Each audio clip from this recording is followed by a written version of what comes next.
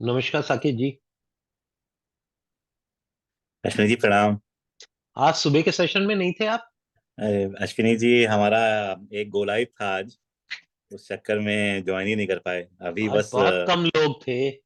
आज करीब 17-18 लोग थे सिर्फ। हम तो चाह रहे थे लेकिन हमारी उसी टाइम पे मीटिंग थी।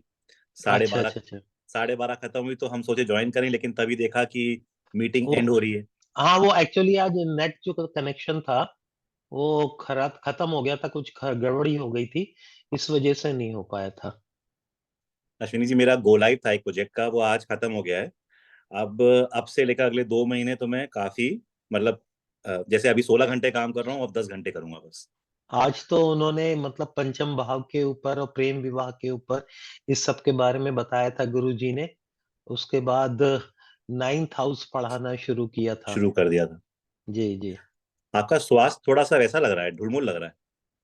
हाँ, नहीं ऐसा ही है, बस कोई खास बात नहीं। कभी-कभी बीपी की प्रॉब्लम जो है वो ज़्यादा एग्रीवेट हो जाती है बस। अरे। हुँ। अष्टमेश की दशा चल रही है मेरे। म- मेरी अंतर्दशा चल रही है इस समय। मेरी तो महादशा चल रही है अष्टमेश की। अश्विनी। हाँ, लेकिन इसलिए हमारे बीच थोड़ा। वो है ना, अंकित जी हैं, उनसे योगा पूछिए आप। बीपी में हाँ, तो बहुत बहुत उपयोगी होता है। जी, जी, जी। नमस्कार। नमस्कार जी, नमस्ते, प्रणाम नमस्कार। प्रणाम भैया। प्रणाम सर, प्रणाम सभी को प्रणाम। अभी आपने अष्टमेश की एमडी बोली ना, तो मैंने भी उसमें इनपुट डालना था कि मेरी भी अष्टमेश की महादशा चल रही है। मेरी अंतर्दशा चल रही है, महादशा नहीं, मेरी एमडी अंतर्दशा। एडी दोनों ही चल रही अच्छा। है।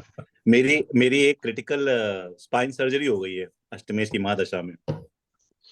नहीं, मैं तो अभी घूमने गया हुआ था बाहर, तो वहाँ चट्टानों पर से गिरा मैं बुरी तरह से। अरे, क्या बात कर रहे हैं हाँ, अश्विनी जी। हाँ, तो वो जा रहे थे तो फिर पैर में और हाथ में थोड़ी चोट-वोट आई। तो ये थोड़ा बहुत चल रहा है अपना, कुछ नहीं। लेकिन ज्योतिष भी तो इसी वजह से चल रहा है। हाँ हाँ तो हाँ मज़ा तो हाँ। इसी में आ रहा है जब ये दोनों चीज़ों का कॉकटेल हो रखा है पूरा। और तो आपके इसलिए इसमें अष्टम भाव के एस्ट्रोलॉजी में स्वामी कौन कई है लोग आपके? इसकी वजह से हैं। हैं? आपके अष्टम भाव के स्वामी कौन है अश्विनी जी? चंद्रमा। चंद्रमा। धनु हाँ। लग्न है मेरा। अच्छा। हुँ। और चंद्रमा द्वितीय स्थान में बैठ के अष्टम स्थान को देख देख भी रहा है। देख भी रहा है, हाँ हाँ हाँ हुँ। हाँ।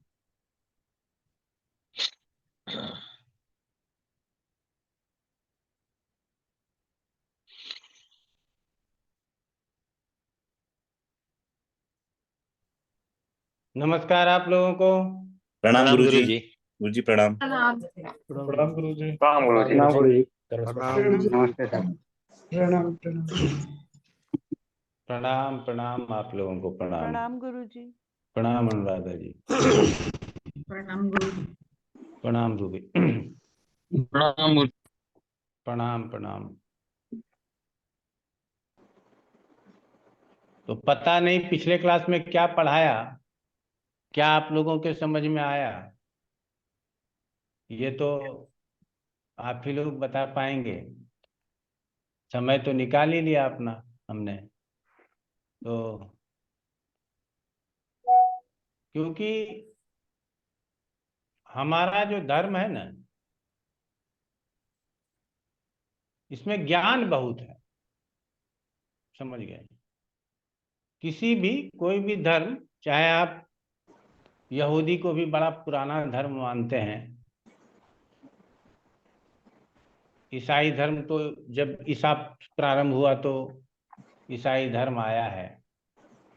इस्लाम तो उस बहुत बाद का, मतलब सबसे नया धर्म इस्लाम है। हमारे धर्मों में ग्रंथों की कमी नहीं है, ज्ञान की कमी नहीं।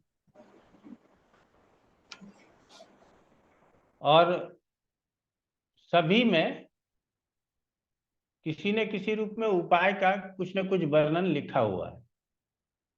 ठीक है? जीवन है तो प्रॉब्लम है, और प्रॉब्लम है तो उसका सॉल्यूशन भी है। ठीक है? कहाँ तक कर पाते हैं कि हमको करने का अवसर प्राप्त होता है या नहीं होता है, वो काम ईश्वर के हाथ में छोड़ देते हैं। बहुत लोगों को हार्ट अटैक आता है, एम्बुलेंस घर पे बुलाते हैं, हॉस्पिटल ले जाते हैं। कई लोग हॉस्पिटल पहुंच जाते हैं और उनको तुरंत ट्रीटमेंट मिल जाता है और वो अच्छे हो जाते हैं।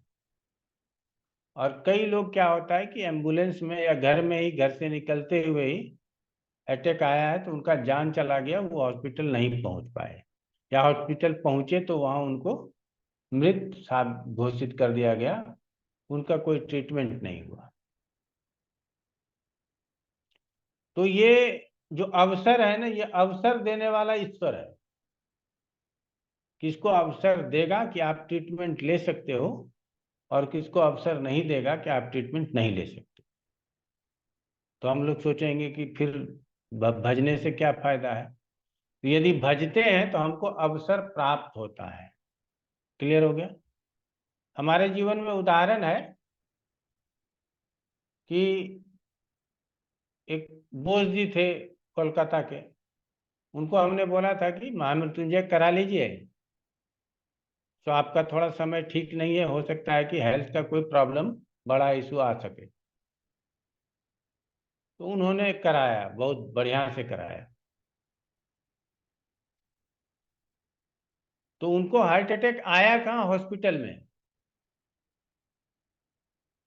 अब समझिए उनके लिए कितना फायदा हुआ, क्योंकि वो कई हॉस्पिटल ग्रुप के एमडी हुआ करते थे। तो किसी ग्रुप में कहीं कोई प्रेजेंटेशन देने के लिए गए थे, वहीं पर उनको हार्ट अटैक आया और तुरंत उनको लेकर के ट्रीटमेंट मिल गया और वो ठीक हो गए। तो उनको क्या हुआ कि अवसर प्राप्त हो गया। अगर वो हॉस्पिटल में नहीं होते, हवाई जहाज पे अटैक आया होता, घर में अटैक आया होता, अटैक तो कहीं भी आ सकता है, तो हो सकता है कि फिर दुर्घटना हो जाती, फिर जीवित नहीं रहते। तो बाद में उन्होंने बड़ा जो है सो धन्यवाद वगैरह दिया। तो ऐसे आप लोग समझ जाएंगे, छठे में, आठवें में, 12वें में, दूसरे में बैठे ग्रह की दशा है और वो ग्रह यदि पीड़ित है, तो इसका मतलब है कि मार्ग तो लगा के बैठा है। ऐसे स्थिति में यदि हम सावधान कर देते हैं और कुछ उपाय बता देते हैं तो इसका लाभ मिल जाता है। तो उपाय कर लेने से लाभ मिल जाता है, या हमने पहले ही कुछ ऐसा अपने जीवन को उस तरह से ढाला हुआ है कि हमारा ऑटोमेटिकली रेमेडी होते रहता है। क्लियर हो गया। आप लोग देखते हैं ना, मोबाइल भी हर एक 8 दिन में अपडेट मांग लेता है, वो जो अपडेट कर दिया, अब उसमें कोई बीमारी नहीं है। तो हम लोग भी कुछ ना कुछ जीवन में ऐसा करते रहते हैं जिससे कि वो अपडेट होते रहते, और बिना कुछ किए वो रक्षा हमारी हो जाएगी, इसकी संभावना होती। तो आज बेसिकली इसी विषय पर हम लोग थोड़ा सा पढ़ लेते हैं कि क्या करें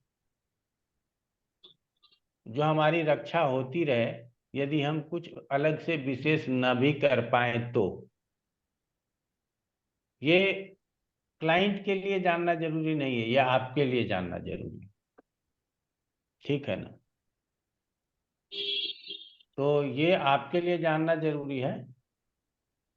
तो हम 4 लाइन का एक श्लोक है उसको बोलते हैं, और उस वही सार्थक है। आरोग्यम भास्करा दीक्षेत। आरोग्यता जो है वो सूर्य से प्राप्त होता है। धन इच्छेत हुतासनः। यदि आप धन की इच्छा रखते हैं तो हुतासनः का मतलब होता है अग्नि, कि अग्नि का सेवा करना है। ज्ञानम महेश्वरा दीक्षेत। ज्ञान से आप बहुत सारे विषयों से बच सकते हैं। अज्ञानता अज्ञानता में जितने गलत कार्य हो जाते हैं, उतना ज्ञान होने पर अच्छे कार्य होने की संभावना होती है। तो ज्ञान का होना भी हमारे जीवन में एक प्रकार का रेमेडी का होना होता है। तो ज्ञानम महेश्वरा दीक्षित मोक्ष मिक्षेत जनार्दन, और मोक्ष कौन देता है? तो जनार्दन देता है, अर्थात सूर्य देता है, क्षमा चाहेंगे, विष्णु देते हैं। ठीक है, तो ये 4 चीज यदि हम अपने जीवन में अप्लाई कर लेते हैं तो सेल्फ रेमेडी होते रहता है। ठीक है ना, ऑटोमेटिक अपडेट होते रहता है। तो क्या चारों को एक साथ किया जा सकता है? चारों को अलग अलग तरीके से किया जा सकता है। हमारे यजुर्वेद में सूर्य की ही उपासना बताई गई है, अग्नि की ही उपासना बताई गई है। जब आप उसको पढ़ेंगे तो आपको समझ में आएगा। तो सबसे पहला नियम क्या होता है कि हम लोगों में भी, जो हमारे क्लास में जो प्रवृत्ति से वृत्ति से भी कर्मकांड करते हैं, जैसे जीवेश जोशी है, वो कर्मकांड की भी शिक्षा लेता है। और लोगों के विषय में तो हमको नहीं पता। तो उनको सबसे पहले ना संध्या व्रत ही बताया जाता है, और संध्या व्रत का मतलब ही है सूर्य की उपासना। समझ रहे हैं? और ब्राह्मण को कहा गया त्रिकाल संध्या करना चाहिए। त्रिकाल का मतलब है कि जो वृत्ति से ब्राह्मण ही है उनको पूजा पाठ ही करना कराना है। उसको प्रातः, दोपहर और सायंकाल, जिसको गोधूली बेला बोलते हैं, इन तीनों कालों में संध्या करना चाहिए। और संध्या में क्या है? सूर्योपासना और गायत्री मंत्र का जप। सूर्योपासना में क्या है? सूर्य को अर्घ्य देना और फिर गायत्री मंत्र का जप करना। बहुत संक्षिप्त में करते हैं तो 10 मिनट लग जाए, विस्तार में करते हैं तो आधा घंटा लग जाए,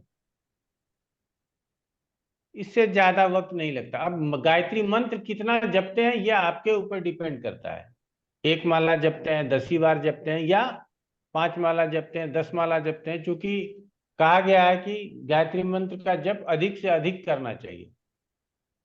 तो जो वृत्ति से ब्राह्मण है वो यदि त्रिकाल संध्या करते हैं वो ईश्वर तुल्य हो जाते हैं। फिर उनको ज्योतिष सीखें न सीखें, ऐसे जातक, ऐसे ब्राह्मण यदि आपके लिए किसी भी मंत्रों का उच्चारण करेगा तो बहुत सार्थक होगा। हम इसीलिए हमेशा कहते हैं कि जब उपाय करवाना हो तो योग्य ब्राह्मण ढूंढें। त्रिकाल संध्या करने वाले ब्राह्मण का हर 6 घंटे में मोटा मोटा रिफ्रेशमेंट होता है। वो बीच में जो भी पाप किया वो सब समाप्त हो जाता है। अगर हम संध्या करते हैं तो उसके पूर्व किए गए पाप समाप्त हो जाते हैं। तो ऐसे आदमी आपके लिए पूजा करें जिनके पास पाप का संग्रह नहीं हो तो कितना अच्छा। लेकिन ऐसा मिलता कौन है? नमाजी, 5 टाइम का नमाजी बहुत मिल जाएगा, लेकिन त्रिकाल संध्या करने वाला ब्राह्मण नहीं मिलेगा। एक काल की भी संध्या नहीं करता तो त्रिकाल संध्या की बात छोड़ दीजिए। मैं अपनी बात, यदि हमारी बात पूछेंगे कि आप क्या करते हो, तो एक काल की संध्या करते हैं, लेकिन वो भी समय नहीं पकड़ पाते। ब्रह्म मुहूर्त में जो कहा गया है वो नहीं पकड़ पाते। सुबह जगते हैं, आराम से स्नान वगैरह करके, सूर्य चाहे 8 बज जाए 9 बज जाए, सूर्य को अर्घ्य देना है। अगर ज्यादा समय हो गया तो 3 के जगह 4 बार अर्घ्य देना होता है। सूर्य को अर्घ्य दिया और बैठ के 1 माला गायत्री कर लिया। जल्दबाजी में रहा तो 10 बार गायत्री करके उठ गया, इतना करते हैं, इससे ज्यादा नहीं कर पाते। लेकिन यदि तीनों काल की संध्या की जाए तो ये स्वाभाविक रूप से हमारा रेमेडी होता रहेगा। और सिर्फ हमारा रेमेडी ही नहीं होगा, हमारे जीवन में बहुत कुछ अच्छा होगा। समझ रहे हैं ना? तो और ये वही कर सकेगा जिसको कर्मकांड का ज्ञान होगा। साधारण लोगों को करने के लिए बताया जाए, थोड़ा इसके विषय में ज्ञान बांटा जाए तो ज्यादा अच्छा। लेकिन ये चूंकि कर्मकांड के अंतर्गत आ जाता है, और जितने भी ब्रह्म को मानने वाले हैं वो कर्मकांड के विरोधी होते हैं। ठीक है, तो चलिए कोई बात नहीं है। ये तो विरोधी होना और सपोर्ट में होना ये सब अलग बात है, लेकिन हमको ज्ञान होना चाहिए। तो यदि तीनों काल की संध्या हो जाती है तो ऐसे जातक आरोग्यता को प्राप्त करते हैं, उनको जल्दी कोई बड़ी बीमारी अपने ओर ग्रसित नहीं करता। और जीवेश से पूछना चाहेंगे, करते हो संध्या जीवेश? जी गुरु जी, प्रातः की और सायं की, दिन की कभी कभार छूट जाती है और सायं की भी कभी कभार छूट जाती है। हाँ ठीक है, एक काल की भी नियमित रूप से किया करो, जी गुरु जी। क्योंकि इस वृत्ति में हो तो एक काल की नियमित संध्या करोगे जी। तो शरीर में संध्या अपने नहीं हो आप पाती में। है, केवल रात्रि के जब कर ले तो। दिन की नहीं हो पाई तो रात्रि का कहाँ से हो पाएगा? अगर प्रातः नहीं हो पाया तो रात्रि को कैसे कंट्रोल करोगे? प्रातः तो लोग घर में ही होता है, अगर कहीं 5 बजे भी निकलना है तो 4 बजे जग जाएंगे, संध्या कर लेंगे। 8 बजे निकलना है तो 7 बजे जग जाएंगे, संध्या कर लेंगे। गुरु जी, शाम को लौट के कब आएंगे नहीं आएंगे। और इसी में हम आप लोगों को बता देना चाहते हैं कि बड़े बड़े आचार्य लोगों को तांबे का लोटा लीजिए, उसमें जल डालिए, उसमें गुड़ डालिए, उसमें रोली डालिए, उसमें चावल डालिए, उसमें फूल डालिए, और इस तरह से जल डालिए कि आप सूर्य की किरणें आपके आंखों के ऊपर आए। ये सब नाटक। हमारे संध्या करने वाले ब्राह्मणों से पूछ लीजिए, ऐसा कहीं पर लिखा नहीं गया और ऐसा करने की जरूरत नहीं। और सबसे अच्छा जो संध्या कहा गया है, उत्तम, वो कहा गया है तारा सहित। सुबह जो आप करते हो, अगर आकाश में तारा है तो उत्तम संध्या है। अर्थात तारा सहित यदि आप सूर्य को जल देते हैं, सूर्य तो दिखाई नहीं देगा उस समय तो आकाश में अंधेरा ही रहता है। उजाला होते ही तारा समाप्त होगा। तो जस्ट उजाला होने वाला हो, अंधेरा का आखिरी चरण हो, उस समय पर आप संध्या करते हो तो सबसे उत्तम कहा गया है। उजाला हो गया, सूर्योदय के साथ जो संध्या करते हैं वो मध्यम कहा गया है, और सूर्योदय का बाद जो संध्या करते हैं उसको निम्न कहा गया है। तो आप यदि सूर्य को देख करके जल देते हो तो वो निम्न श्रेणी में आता है, उत्तम श्रेणी में नहीं आता। उत्तम श्रेणी में तो वही जल आता है जो आप तारा सहित दे लेते हो। इसी तरह तीनों टाइम पे ये नियम लागू होता है। शाम पे होता है कि गोधूली बेला में यदि आप सूर्यास्त से पूर्व यदि आप कर लेते हैं तो वो उत्तम है, सूर्यास्त के समय यदि करते हैं तो वो मध्यम है, और तारा आकाश में आ गया तब करते हो तो वो निम्न है। दोपहर में भी कहा गया कि दोपहर से पूर्व यदि कर लेते हैं तो वो उत्तम है, सूर्य शिरोबिंदु पर आ गया तब कर रहे हैं तो वो मध्यम है, और उसके बाद कर रहे हैं तो वो निम्न है। तो तीनों काल जब हम संध्या कर सकते हैं, तो कई लोग बोलते हैं दोपहर हो जाए 10 बज जाए तो उसके बाद सूर्य को जल देने का कोई फायदा नहीं है। ये नहीं है, जो हमारे यहाँ मिथ्या प्रचारित है, इससे बचने की जरूरत। जब जगिए तब सूर्य को जल दीजिए। और गायत्री मंत्र आपको नहीं पढ़ना है तो आप सूर्य के मंत्र ओम घृणी सूर्याय नमः, बहुत छोटा सा मंत्र है, उसको जप सकते हैं और सूर्य को जल दे सकते हैं। अब संध्या महिलाएं न करें, कोई बात नहीं, न करें, लेकिन सूर्य को जल और सूर्य का मंत्र तो जपें। सूर्य को जल दें, सूर्य का मंत्र तो जपें। तो इससे क्या हो जाएगा कि आरोग्यता बनी रहेगी। और इसमें यदि आप योग जोड़ लें कि सूर्य नमस्कार कर लें साथ में,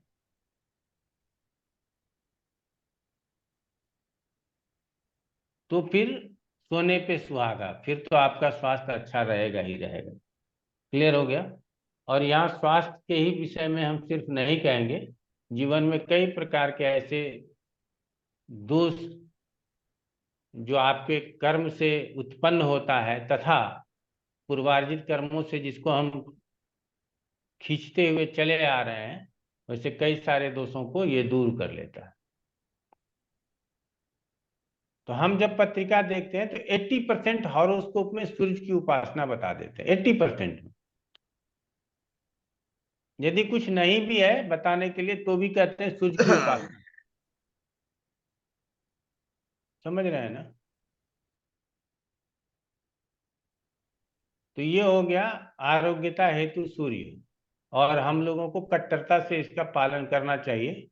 अगर हम कट्टरता से पालन कर लें तो जीवन में बहुत सुख प्राप्त कर सकते हैं। ठीक है। विशाल गोस्वामी जी, क्या प्रश्न है आपका? अरे गुरु जी, आपने, प्रणाम गुरु जी, शुरू में आपने बोला था कि जो कर्म कांड करते हैं जीवेश जी कोई जोशी जी यहाँ सीखते हैं, तो क्या आप कोई ऐसा माध्यम है जिससे हम लोग जो आप उपासना बोल रहे हैं या विधि है वो हम लोग को कोई सही तरीके से ठीक ठीक बता सके जो सामान्य आदमी कर सके? कोई ऐसा कोई माध्यम हो जो जिससे ये सीख रहे हो, या आप गाइड करें कि भाई इनसे आप कुछ सीखना और चाहते हैं तो सीख लें? ये मेरा प्रश्न था। मैं जीवेश से पूछ लूंगा, अगर उसको बताना आता हो संक्षेप में तो ठीक है, नहीं तो मैं बता दूंगा, क्या प्रॉब्लम है। बस मैं यही तो था। बिल्कुल सरल तरीका बता दूंगा। हाँ, वो आपने मोटा मोटी बता ही दिया हालांकि। निरुपमा शर्मा जी। आचार्य जी नमस्कार। आचार्य जी, आपने जैसे बोला ना कि सूर्य की, ये सूर्य जैसे हमारी सूर्य नाड़ी भी विकसित होती है और ज्योतिषियों के लिए बहुत जरूरी भी होता है। तो जब हम सूर्य को अर्घ्य देते हैं तो मेरे को ये बोला गया कि मेरे पंचम स्थान, मेरे 12वें स्थान में चंद्रमा है सूर्य की राशि में। तो मुझे किसी ने बोला कि आपका मन जो थोड़ा अगर कमजोर है या डरती हैं तो आप सूरज को अर्घ्य ना दिया करें। क्या ये बात सत्य है, जबकि मैं बचपन से देती आ रही हूँ? ये गलत बात है, ऐसे लोगों से बचें। ऐसे लोगों को कुछ आता जाता नहीं है। ठीक है। तो आचार्य जी, जब हम अर्घ देते हैं तो अर्घ तो वही, हम तो वैसे तो ऊपर से ही देते हैं, जैसे ओम सूर्य देवो सहस्त्रांशो तेजो राशि जगत पति अनुकंपे मां भक्त्या ग्रहणार्घ दिवा करे, ऐसे बोल के, और ओम घृणी सूर्याय नमः और ओम हम ह्रीम ह्रौम से सूर्याय नमः, ये इसका मंत्र करते हैं। और आदित्य हृदय स्त्रोत का पाठ करते हैं बैठकर घर में। तो वो बहुत अच्छा इतना करते हैं, पर्याप्त है? पर्याप्त। धन्यवाद। तो जो हमको हमारे धर्म से विमुख करे, वो भी सूर्य उपासना से विमुख करे, तो फिर हम ऐसे लोगों को क्या कह सकते हैं? कुछ कह ही नहीं सकते, क्योंकि अगर कहेंगे तो दोष हम ही को लग जाएगा। ठीक है ना। तो ऐसे सर, लोग यदि कुछ, उन्होंने ये बोला कि आपके 12वें स्थान में पंचम राशि है, और अगर आप और नीच का चंद्रमा बैठा, मतलब वो जो कहना चाहिए अशुभ चंद्रमा बैठा है, तो आपके मन को कमजोर कर सकता है ये, इसलिए आप सूर्य को अर्घ ना दें। तो मैंने ना कहा, ना मैं तो देती आ रही थी, तो मैंने कहा एक बार गुरुजी से जरूर पूछना है। ना ना, ये लाल किताब वाले होंगे कोई, समझ रहे हैं ना। हमारे सर वैदिक एक बात, ज्योतिष तो ऐसा नहीं बता सकते। हाँ जी, उमरानिया जी बताइए। तो नमस्कार सर। नमस्कार। सर, ये गायत्री जप रात को किया जा सकता है? जी बिल्कुल किया जा सकता है। ओके। और ये जाप जो भी कस्टमर से या किसी यजमान से करवाना हो तो ब्राह्मण के द्वारा ही किया जाता है या दूसरा कोई कर सकता है? स्वयं कर सकते हैं, नहीं तो ब्राह्मण से करवाना चाहिए। और उसमें भी संध्या करने वाला ब्राह्मण मिल जाए तो ज्यादा अच्छा है। नहीं, दूसरे किसी कस्टमर का करवाना है तो ब्राह्मण के द्वारा ही करवा सकते हैं ना? जी हाँ, ब्राह्मण के द्वारा करवा सकते और ये आदित्य हृदय स्तोत्रम और सूर्य अथर्व शीर्ष, वो सूर्य के लिए बेस्ट है ना सर? हैं। बिल्कुल सूर्य के लिए बेस्ट है। तो उसमें दूसरा कोई सर विधि है उसमें? जी उसमें दूसरी कोई विधि है उसमें? ना ना, दूसरी कोई विधि नहीं है। ठीक है ना okay okay okay sir. Anuradha ji? जी आपने अभी कहा कि सूर्य को 3 बारी अर्घ या 5 बारी, वो मुझे समझ नहीं आया। नॉर्मली सूर्य को 3 बार अर्घ देना चाहिए। एक बार लोटे से जल गिराया, फिर रोक लिया, जी हाँ जी। फिर दोबारा लोटे से जल गिराया, फिर रोक लिया, जी फिर तिबारा लोटे से जल गिराया, फिर रोक लिया। जी। लेकिन संध्या करने में कहा जाता है कि यदि सूर्य 1 घटी 2 घटी बाहर पहले निकल गया हो, 48 मिनट हो गया, तो उसके हिसाब से एक बार और सूर्य को अर्घ दें। अच्छा। वो क्षमा के लिए एक बार और अर्घ देते हैं कि आप तो कब के निकल चुके हैं, हम बड़ा लेट से निकले, इसलिए एक बार और हमारा अर्घ आप स्वीकार कीजिए। जी और गुरुजी जो आपने कहा सरल साध्य विधि हम बताएंगे, वो बता दें तो बड़ा अच्छा। कोई बात और नहीं, बता और देंगे, दूसरा चिंता मत कीजिए। गुरुजी ये पहले जैसे हम जीवेश से पूछ लेंगे, जी वो थोड़ा अगर बताना चाहेगा तो एक दिन उसी के हैंड में क्लास दे देंगे, वो बता देगा। ठीक है, क्योंकि वो जी कर्मकांड का ज्ञाता है, हम कर्मकांड के ज्ञाता नहीं है। ठीक है ना, जी हम तो हर चीज को अपने जीवन में सीखा है, इसीलिए हम बताने में समर्थ हो जाते हैं। बाकी वो कर्मकांड का ज्ञाता है, वो थोड़ा विशेष अच्छा बता सकता है। ठीक है। गुरुजी दूसरा सर जी ये कि अर्घ जैसे हम दोपहर में मतलब 12 बजे से पहले भी जब करते हैं, जब उस समय भी सूर्य को अर्घ दें और संध्या शाम को भी अर्घ दें, ये भी उचित है कि खाली प्रातःकाल ही दिया जाता आपके है? लिए उचित नहीं है, आप प्रातः काल में दिन भर दे सकते हैं, कोई दिक्कत नहीं है।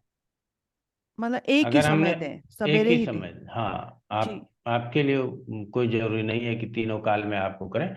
लेकिन जो हमने कहा, जो ब्राह्मण वृत्ति में है, वृत्ति का मतलब है जो कर्म कांड ही करता है,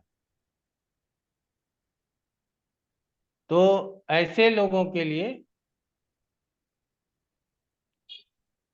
तीनों टाइम करना जरूरी है। अगर नहीं करते हैं तो 2 एक टाइम कर लीजिए, वो ज्यादा अच्छा है। ठीक ठीक है है। ना? जी जी धन्यवाद सर गुरुजी। सर ये पानी में केसर या चंदन या हल्दी? कोई चीज मिलाने की जरूरत नहीं है, सादा जल दे दीजिए। ओके। कुछ लोग बोलते हैं ना कि कुछ आपका डेप्थ हो गया है या कुछ ऋण चढ़ गया है या लोन हो गए ज्यादा, तो वो चिली के वो आते ना सीड्स, वो डालो तो उससे अच्छा होता है। ये सब जो है ना, टोने टोटके हैं, इससे बचने की जरूरत है। जो बोल दिया वही सही, तो इससे सही बात। बचने की जरूरत है, और हम अपने क्लास में आप लोगों को इससे बचाने का प्रयास भी करते रहेंगे। आप चिंता मत कीजिए। तो यहाँ तक हम लोगों ने समझ लिया कि आरोग्यता के लिए सूर्य की उपासना करानी चाहिए। तब हम लोग किसके किसके सूर्य की उपासना करा सकते हैं? एक तो हमने कहा हम 80% को कराते हैं, आप लोग 100% को कराइए, कोई प्रॉब्लम नहीं। जिसका सूर्य 8वें 12वें में हो, जिसका सूर्य 1 षष्ठ्यांश से भी ज्यादा कमजोर हो, जिसके सूर्य के ऊपर शनि मंगल का प्रभाव हो, राहु केतु अक्ष में हो, ऐसे सूर्य की आराधना निश्चित रूप से करनी चाहिए। गुरुजी आपने छठे में सूर्य को क्यों नहीं? छठे में बलवान होता है सूर्य, इसीलिए नहीं लिया। आपको दशाओं में पढ़ाएंगे आगे ना, दशा के साथ जब बताएंगे, तो छठे में नहीं लेता वहां भी। आपने एपीए में पढ़ा होगा तिवारी जी, हाँ वहां भी हाँ। हमने सूर्य को छठे में नहीं लिया होगा। ठीक है ना? तो ऐसे स्थिति में सूर्य हो या किसी भी स्थिति में हो, सूर्य की उपासना हमारे जीवन के लिए जरूरी है। वो हमारे जीवन को सुदृढ़ बनाता है, हमको आरोग्यता प्रदान करता है और आत्मबल प्रदान करता है।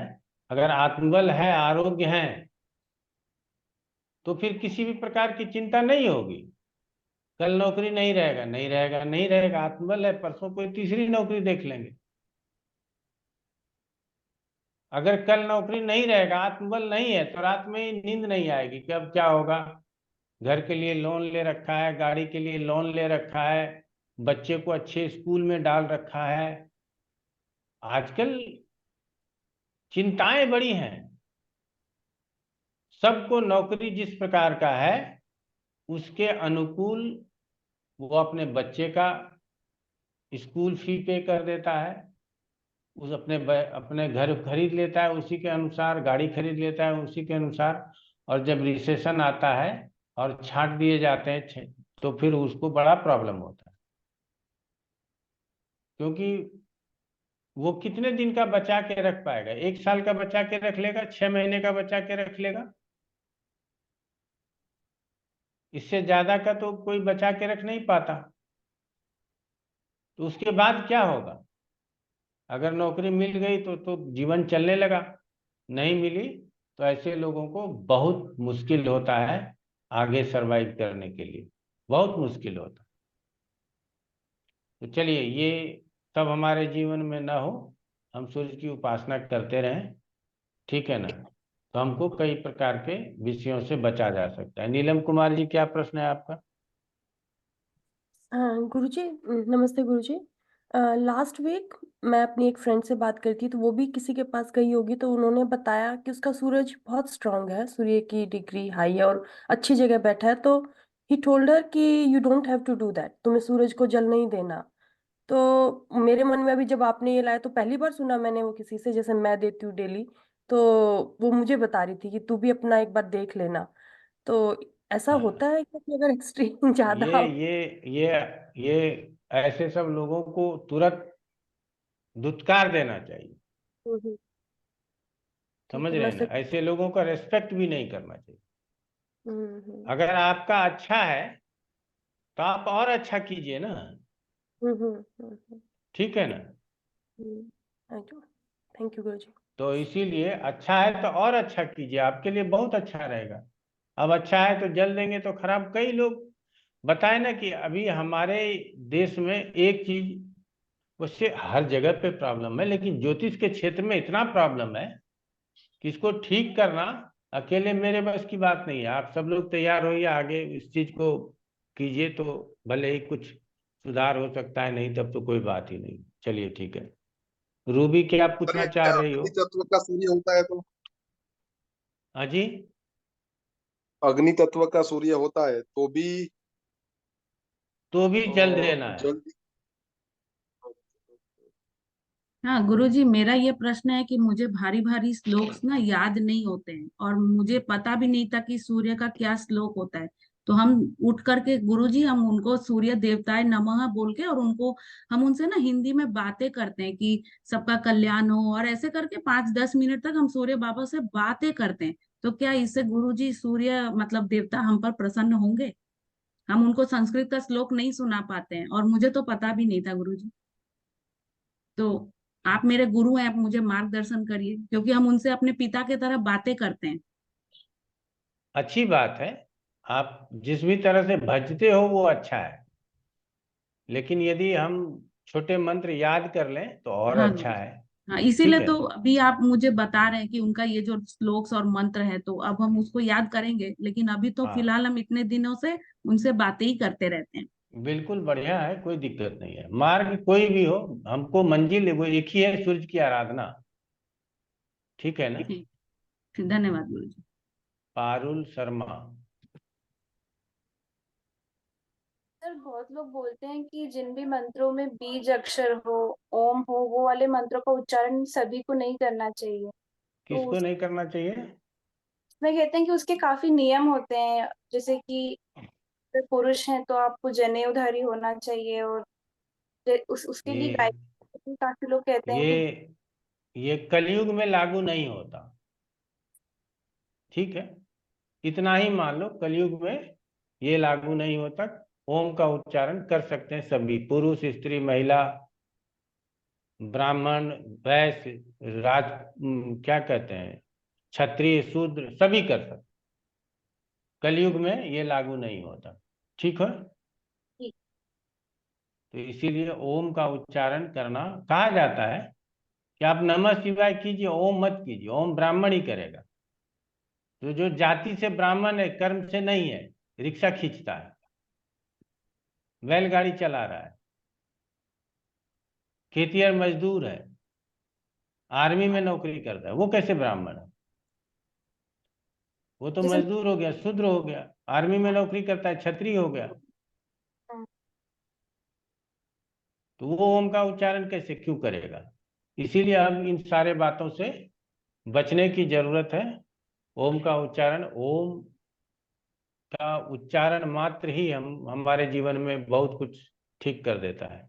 इसीलिए ओम का उच्चारण करना चाहिए और सबको करना चाहिए। चलिए आगे बढ़ लेते हैं। इसी तरह से अच्छा है, प्रश्न उत्तर हो जाए तो ज्यादा अच्छा। सर महामृत्युंजय सबसे भी काफी लोग बोलते हैं कि इसका भी सभी को नहीं उच्चारण करना चाहिए, तो उसके लिए भी गायत्री मंत्र और महामृत्युंजय मंत्र, ये दोनों मंत्र ना वैदिक मंत्र है। त्र्यंबकम यजामहे सुगंधिम पुष्टिवर्धनम उर्वारुकमिव बंधनान् मृत्योर्मुक्षीयमामृतात्।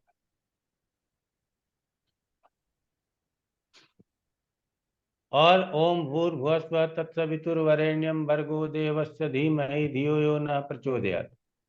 इसका जो लय है, जो आप लोग सुनते हो वो लय नहीं है, उसका वैदिक लय है। तो वो किसी दिन आप लोगों को वैदिक लय में मंत्र सुनवा देंगे, आप चिंता मत कीजिए, ठीक है ना? तो बताते भी इसकी वजह से कहा जाता है कि जो वैदिक मंत्र है ना, वैदिक मंत्र को साधारण तरीके से नहीं पढ़ना चाहिए। उसके लिए क्या कहते हैं, हम थोड़ा अपने आप को पवित्र करके तब पढ़ने की जरूरत है, ठीक है ना? तो आचमनी करें, पवित्री करें, आसन शुद्ध करें, बैठें तब पढ़ें, तो ये कहा जाता है। बाकी और कोई भी मंत्र में ये नहीं कहा जाता, क्योंकि ये दोनों वैदिक मंत्र हैं, इसीलिए इसके विषय में ऐसा कहा जाता है। तो मानना जरूरी है क्या? कोई जरूरी नहीं है मानना। नहीं करने से अच्छा है तो कभी भी करें, किसी भी हाल में करें, वो ज्यादा अच्छा है ना। अगर हम को खाना नहीं मिल रहा, मोटा अनाज मिल रहा है, तो पेट भरने के लिए तो मोटा अनाज ही खाना पड़ेगा, उसमें तो हम रुकते नहीं हैं। तो इसीलिए हमको नहीं कुछ कर रहे हैं, उससे अच्छा है कि कुछ कर तो रहे हैं ना, इसीलिए चिंता नहीं करना। बोलना Anand Mishra. Thank you sir ji transfer. जी बताइए। सर मेरा प्रश्न ये है कि बहुत से लोग जो सुबह के समय जॉब पे चले जाते हैं, नौकरी पे चले जाते हैं, सूर्य उदय नहीं होता है, उनको 5 बजे घर से निकल जाना है, 4:30 बजे घर से निकल जाना है, तो वो कब करें? रास्ते में जाते हुए कर लें। जैसे सर मेरा एग्जाम समय रहता है तो सर मुझे सुबह जाना पड़ता है 5 बजे, अगर मैं करना चाहूँ तो मैं कैसे करूँ? आप रास्ते में जाते हुए करते चले जाइए, क्या दिक्कत है? मतलब सर जल का अर्पण घर पे कर सकते हैं सूर्योदय से जल पहले? का अर्पण कर लीजिए और मंत्र जपते हुए ऑफिस चले जाइए, क्या दिक्कत है? ठीक है सर। जितना देर ऑफिस जाने में कितना देर लगता है? सर 1 घंटा। 1 घंटे में कितना गायत्री जप लीजिएगा, समझ सकते हैं? जी समझ रहा हूँ। आप धन्यवाद। लोगों ने देखा होगा कि वो हरे कृष्णा फैमिली वाले होते हैं ना, वो इस्कॉन वाले, वो गले में टांगे रहते हैं, वो हमेशा जूता चप्पल पहने हैं, मेट्रो में चल रहे हैं, रेल में चल रहे हैं, वो मंत्र करते रहते हैं। इसका मतलब है कि मंत्र करने का लाभ है। अभी स्नान नहीं किए हो, अभी ये नहीं किया, अभी वो नहीं किया, तो कैसे करोगे? ये सब बहाना है, आज के युग के लिए ये बहाना है, समझ रहे हैं ना? हमको जब समय मिल जाए तब करना है, क्योंकि हमारा लाइफ बहुत व्यस्त हो गया है। तो 1 घंटा जाने में लगता है तो 1 घंटा आने में भी लगता होगा। उधर से आते के टाइम मंत्र पकड़ लीजिए, आप करते रहिए। आप लोगों को यकीन नहीं होगा, पहले मेरे पास मोटरसाइकिल हुआ करता था और मैं उससे यात्रा किया करता था, 2007, 8, 9, 10, 11। और मैं जब कभी भी रास्ते में चलता था ना, तो कोई ना कोई मंत्र चलता है, चाहे गायत्री मंत्र चल गया, या सर्वाबाधा विनिर्मुक्तो धन धान सुतानुतो मनुष्यो मत प्रसादे न भविष्यति न संशय, या नवाड़ मंत्र चल गया, ओम ऐं ह्रीं क्लीं चामुंडा, ये जो मंत्र चल गया हम उसी को चला लेते हैं और गाड़ी चलाते रहते हैं। और आप लोगों को यकीन नहीं होगा, 2-4 बार ही एक्सीडेंट हुआ और बढ़िया वाला हुआ, लेकिन हमारा हेलमेट ही टूटा और कुछ नहीं हुआ।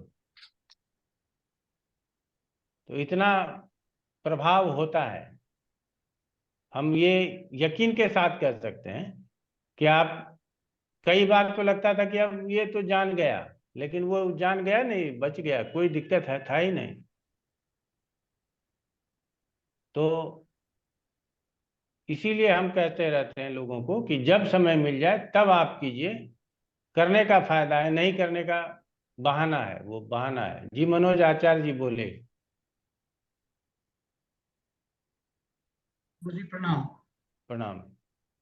मुझे गायत्री मंत्र बोल के भी कर सकते हैं? हाँ हाँ, क्यों नहीं। इसका बात मानसिक बताया ज्यादा जी।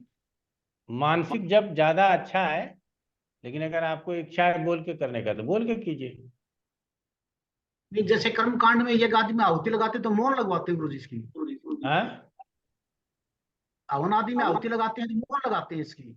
एक मौन लगवाते हैं लगाते बस। हैं। देखिए, गायत्री मंत्र कहा गया है कि आपके कान में ही दिया जाए तो ज्यादा अच्छा है।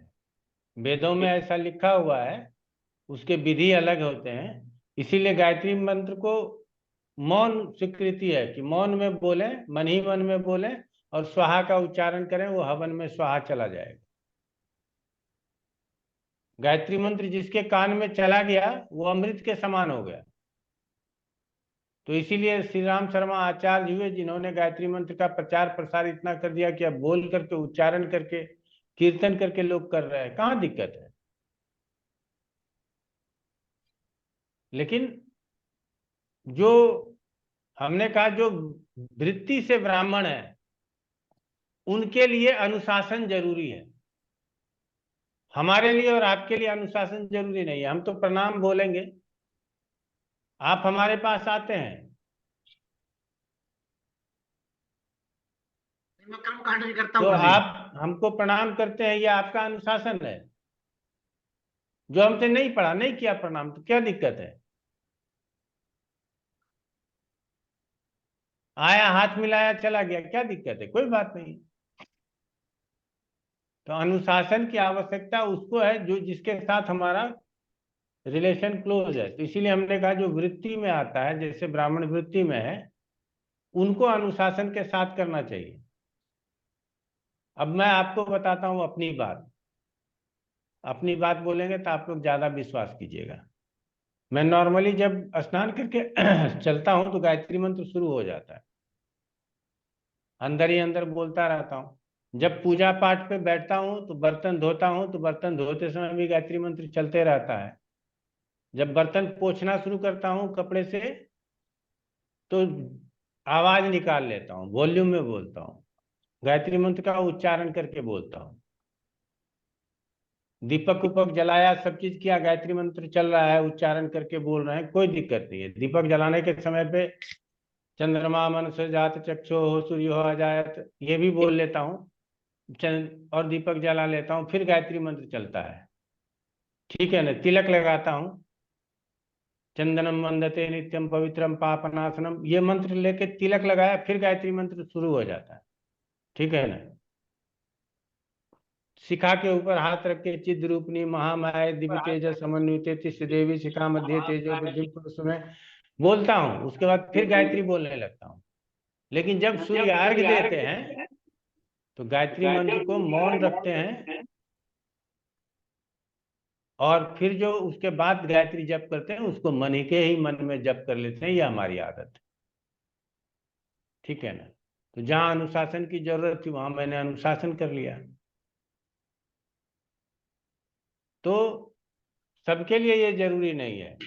ठीक है ना। निरुपमा शर्मा जी, आप क्या कहना चाहती हैं?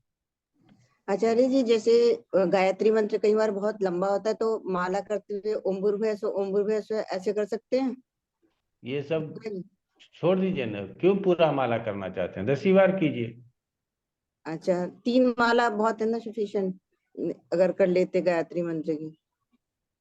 सफिशियंट तो एक ही माला है, एक बार नाम ले लें तो सफिशियंट है। क्लियर है। लेकिन और बोला जाता है अधिकस्य अधिकम फलम। जी जी। ठीक है ना। आपके और पास जितना, आप बात को समझिएगा, 1 मिनट लेंगे, हम्म। कि जितना समय हो उतना ही करें। ये नहीं कि सब काम छोड़ करके और भगवान का नाम लेने के लिए बैठ जाएं। हम्म। जितना आपके पास समय हो उस समय जी का सदुपयोग ईश्वर भजन में दे सकते हैं। ये नहीं कि अब ऑफिस जाने में विलम्ब हो रहा है और हम बैठ करके भगवान का नाम जल्दी जल्दी जल्दी जल्दी लिए जा रहे हैं, 10 मिनट एक्स्ट्रा टाइम दे दिए कि मेट्रो में तेजी से दौड़ करके पकड़ लेंगे, गाड़ी थोड़ा तेज चला लेंगे। ये सब करने की जरूरत नहीं है। आराम से जितना पाठ पूजा हो सके उतना कीजिए, जितना नहीं हो सके मत कीजिए, छोड़ दीजिए, चले जाइए ऑफिस, कोई प्रॉब्लम नहीं है। और एक इसमें जो ये माला करते हैं जैसे नमः शिवाय की, तो एक बार स्टार्टिंग में ओम बोल दिया और पूरी माला करने के बाद भी लास्ट में ओम बोल दिया, वो चल जाएगा नमः शिवाय चल में? जाएगा, कोई दिक्कत नहीं। ठीक है। तो हम लोगों ने समझ लिया कि ये जीवन प्रारंभ होता है और जब से होश संभाल लेते हैं और जब हमको ये ज्ञान हो जाता है कि भगवान को भी प्रणाम करना चाहिए, तो उस एज में बच्चों को भी ये सिखा देना चाहिए कि सूर्यार्घ देना और सूर्य का मंत्र जप करना ये जरूरी है। तो उसके नियम में आ जाता है। 5 साल के बच्चे को ही आप यहाँ से प्रारंभ करवा देंगे तो वो चालू हो जाएगा। हमारा 4 साल में ही उपनयन हो गया था और हमको गायत्री मंत्र और यज्ञोपवीत के मंत्र याद करवा दिए गए थे। ठीक है। तो अब समझ लीजिए कि 5 साल के उम्र में जो जनेऊ होता है जिसको उपनयन बोलते हैं, उसका यूज बता दिया गया और वो आज तक यूज में है। आजकल तो जो ब्राह्मण जन्म से ब्राह्मण कहलाते हैं वो उपनयन नहीं पहनते। समझ गए? हुआ लाखों खर्च होकर के उपनयन होता है, वो फिर पहनते नहीं है। तो बड़ा दुख होता है आज के युवाओं के ऊपर। क्या आप धर्म को धारण करोगे? क्या धर्म के प्रति कभी कट्टरता होगी? क्या भगवान के प्रति श्रद्धा होगी जब अपने ही धर्म से हम विचलित रहेंगे? और अनेक प्रकार के साधु संत होते हैं जो जनेऊ के पीछे नहीं पड़ते कि जनेऊ क्यों नहीं पहनते हो, चुटिया नहीं रखते, क्यों नहीं रखते हो? हिंदू हो, चुटिया रखना चाहिए।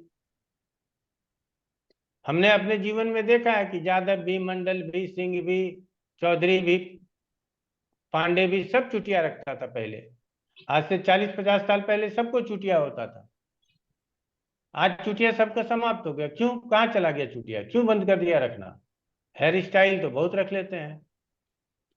और वर्तमान समय में चाहे जग्गी जी हो, श्री श्री रविशंकर हो, श्री राम शर्मा आचार्य के यहाँ हो, या रामदेव हो, कई ऐसे बाकी अलग अलग धाम के, अलग अलग आश्रम के संत महात्मा हो, कोई नहीं पूछेगा कि आपने चुटिया क्यों नहीं रखा। क्यों? अगर पूछ लेंगे, चुटिया रखवाने लगेंगे तो मेरे यहाँ आएगा भी नहीं। जैसे जी रहा है जीने दो, बस आओ मेरे पास आओ और दान करो। उसका स्वार्थ होता है कि उसका यजमान अर्थात उसका शिष्य उससे न छूटे, उसकी संख्या बढ़े। चाहे उसके अंदर सद्ज्ञान आए या नहीं आए, ये आकांक्षा अपेक्षा नहीं रखता लोग। तो ये सब देख करके मन में तकलीफ होता है। तो चलिए कोई बात नहीं है, तो आगे बढ़ते हैं, क्योंकि संस्कार जरूरी होता है। ठीक है ना। और हमारे यहाँ अगर आपने संस्कार दे दिया, बच्चे को सुसंस्कृत कर दिया, तो बुढ़ापे पे ये नहीं कहना पड़ेगा कि बेटा 1 गिलास पानी दे देना। ठीक है ना। उसको पहले से पता होगा कि हमारे मम्मी को, हमारे पिताजी को कब पानी की जरूरत है, कब खाने की जरूरत है, कब किस चीज की जरूरत है, वो पूरा करता रहे। आपको ये शिकायत का अवसर नहीं मिलेगा कि हमारा बेटा बहू हमारी बात नहीं मानता। अगर आप उसको सुसंस्कृत करते हैं, और नहीं करते हैं तो फिर आप भोगते हैं। फिर भोगते हैं तो फिर सरकार को अलग अलग नियम कानून बनाना पड़ता है। तो कानून बनाने से यदि चलता तो फिर पुलिस क्यों होता? सबको तो पता ही है, कानून का पालन कर ही लेता। तो फोर्सफुली आपको कानून का पालन करवाया जाए, इसके लिए पुलिस होता है। और हमारा जो शास्त्र है वो अपने आप में संविधान है, इसीलिए उसको याद रखना जरूरी है और इसी से हम सुसंस्कृत होते हैं। आगे बढ़ते हैं, अब बहुत ज्यादा देर हो गया, यहाँ टिक गए हम आके। एक प्रश्न सर हमारा। जी संजीव जी कर लीजिए। जी सर, इजाजत हो तो मेरा पर्सनल प्रश्न है सर। आप एक जगह से म्यूट होइए, एक जगह से एक जगह से बोलिए। अच्छा सर। बोलिए अब। हाँ सर, मेरा पर्सनल है। बहुत दिन से मैंने अपनी बेटी को पोखराज पहना दिया था। उसके सिंह लग्न की पत्रिका है और द्वादश में गुरु बैठा हुआ है। तो पोखराज हमने पहना दिया था। अब मेरे मन में शंका हो रहा है कि द्वादश में गुरु बैठा है, क्या करें, उतरवा दें क्या? जी पखराज नहीं पहना सकते। जी जी जी। और सप्तम में शुक्र है तो क्या करें? ठीक है, क्या दिक्कत है, सप्तम में शुक्र है तो रहने दीजिए। उस कोई कोई वो पहनाई की जरूरत नहीं है कुछ? कोई जरूरत नहीं है, आगे रत्नों के विषय में हम बताएंगे तो वहां ज्यादा समझ में आएगा, आप चिंता मत कीजिए। जी जी, लेकिन अभी तत्काल द्वादश पोखराज उतरवा दे। 8वें 12वें में बैठे ग्रहों का, वैसे तो छठे में बैठे ग्रहों का, दूसरे में बैठे ग्रहों का भी सावधानी से स्टोन पहनाना चाहिए। जी, छठे में ठीक है, मंगल है, दूसरे में चंद्रमा है। हम समझ गए, कोई जरूरत नहीं है पुखराज पहनाने का, पहना दिए तो रहने दीजिए, कोई बहुत बड़ा नुकसान भी नहीं हो रहा है। 3 रत्ती का है। कोई दिक्कत नहीं है, 3 रत्ती उसको का है तो शौक है, बहुत छोटा शौक सा है। उसको शौक है कि अंगूठी पहने के। हाँ तो पहनने दीजिए, कोई दिक्कत नहीं। अच्छा अच्छा, ठीक। चलिए आगे बढ़ लेते हैं। तो सूर्य जीवन दाता है, ये हम लोग जानते हैं। सूर्य अगर 5 दिन न निकले तो आप और हम समझ सकते हैं कि हमारी और आपकी दशा कैसी हो जाती है। ठीक है,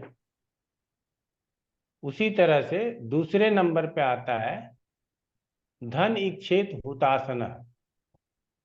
गरीब के घर में चूल्हा नहीं जलता,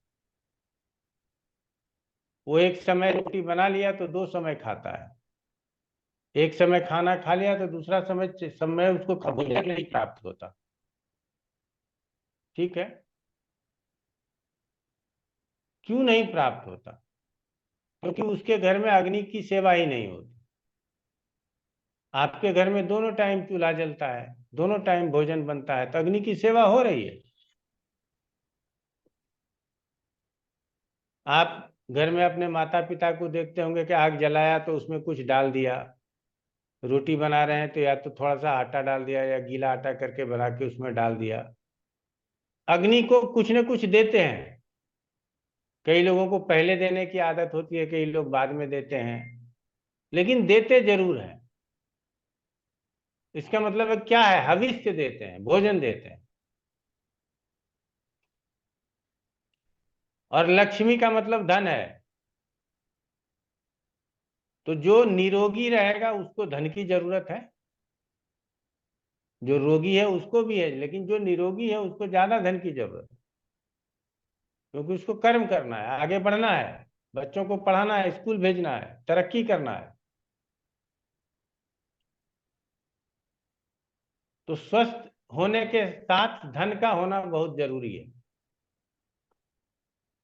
और धन के लिए अग्नि की सेवा जरूरी है। आज तक तो आपने सुना होगा कि लोग लक्ष्मी की सेवा बताते हैं, गुरुजी अग्नि की सेवा बता रहे हैं। तो यही सच है कि अग्नि की सेवा होनी चाहिए। जैसे सर हवन करते हैं, हवन तो वो भी अग्नि की सेवा माना जाता है। जी जी, अभी हमको 2 मिनट बोलने दीजिए, तब आप लोग अच्छा, बोलिए। ठीक ठीक।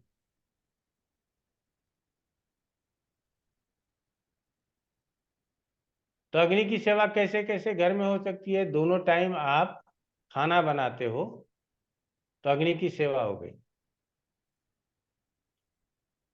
घर में धूप दीप लगाते हो तो अग्नि की सेवा हो रही। घर में महीने में 6 महीने में हवन करते हो तो अग्नि की सेवा हो रही।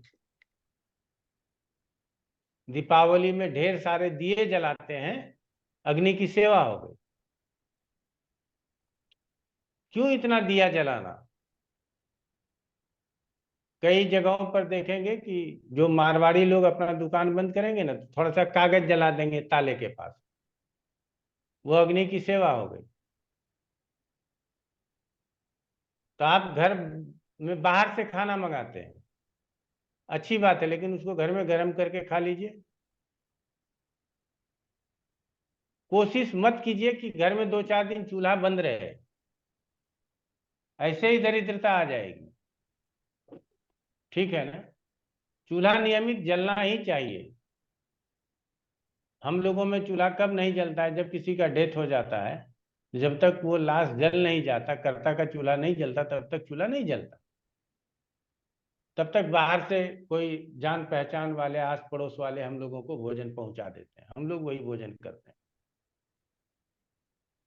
तो चूल्हा का नहीं जलना इसका मतलब है कि घर में कोई परेशानी का होना, और चूल्हा का जलना मतलब घर में कोई परेशानी नहीं है, सभी ठीक है।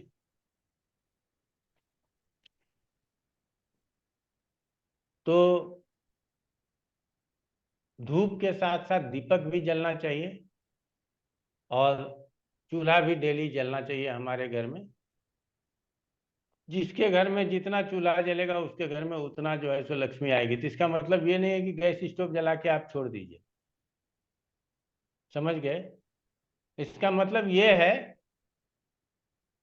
कि आपके घर में आपके लिए भी खाना बनता है, आपके शुभ चिंतकों के लिए भी खाना बनता है, आपके अतिथियों के लिए भी खाना बनता है, कुछ खाना जानवरों को रोटी डालने के लिए भी रोटी बन जाती है, कुछ भूखे लोगों को खिलाने के लिए भी रोटी बन जाती है। तो आपके घर में ज्यादा देर तक चूल्हा जाए, और वो सारा पुल कौन करेगा? अपने आप कर लेगा, अग्निदेव अपने आप कर लेंगे। आप सिर्फ करना शुरू कर लीजिए। हम तो जानते हैं कि लोगों को बिस्किट खिलाने के लिए बोल देता है, कुत्ते को बिस्किट खिलाओ, वो भी बड़ा अच्छा बिस्किट होता है, पता नहीं, मुझे तो नाम भी पता नहीं है। ज्यादातर पार्ले खाते हैं, पार्ले। पार्ले ज्यादातर बिस्कुट पार्ले खाते हैं वो लोग। अच्छा, और गुड डे बिस्कुट दे देंगे, कोई महंगा महंगा बिस्कुट देंगे नहीं खाएगा, केवल पार्ले खाएगा। हाँ। Sir pedigree. तो वो 5 रुपए का, 10 रुपए का वो नियमित प्रण कर लेता है, तो नियमित रूप से वो कुत्ते को खिला सकता है। जब आप कुत्ते को नियमित रूप से, अगर आपने ये मन में धारण कर लिया तो 10 रुपए खर्च कर सकते हैं, तो गाय को रोटी खिलाने के लिए भी खर्च कर सकते हैं, भूखे को भोजन देने के लिए भी खर्च कर सकते हैं। ठीक है ना? आजकल तो अतिथि मतलब, पहले हम लोग, आज भी जब बोलना होता है विदेश में, नाम ऊंचा करना है तो अतिथि देवो भव, घर में अतिथि आ जाते हैं तो नाक टेढ़ा होना शुरू हो जाता है। मैक्सिमम फैमिलीज में आज अतिथि है, आपके घर में आ रहे हैं, आप सुखी नहीं हैं। लेकिन हम लोग तो देखे हैं कि इंतजार कैसे होता था, अतिथियों का इंतजार कैसे होता था। अब खाट पे नहीं सो पाते तो नीचे बिस्तर लग जाता था, क्योंकि खाट पे तो 2 ही लोग सो पाएंगे, नीचे बिस्तर लग गया तो 4-5 सब लुढ़क जाएंगे, सोना ही तो है। आज कंफर्टेबल रहने के लिए कि बड़ा कंफर्ट लाइफ हो, बच्चे का स्कूल है, अभी बोलो दीदी को मत आए, है ना, इसका एग्जाम है, एग्जाम छूट जाएगा, एग्जाम में कम नंबर लाएगा, तो कई सारे बहाने हैं।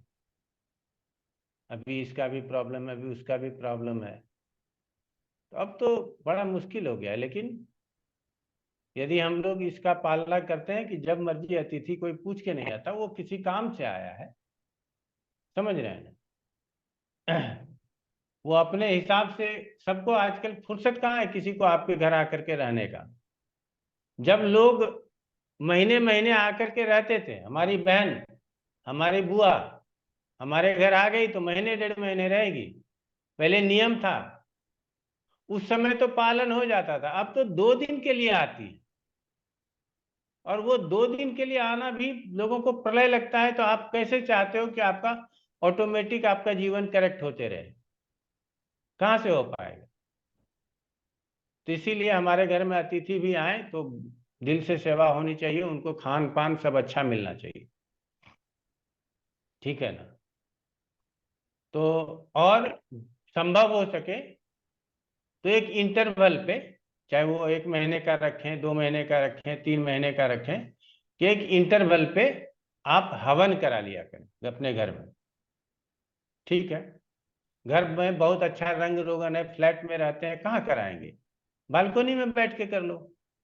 दिक्कत है तो किसी मंदिर में, आसपास के मंदिर में चले जाओ, वहां बैठ के हवन करवा लो।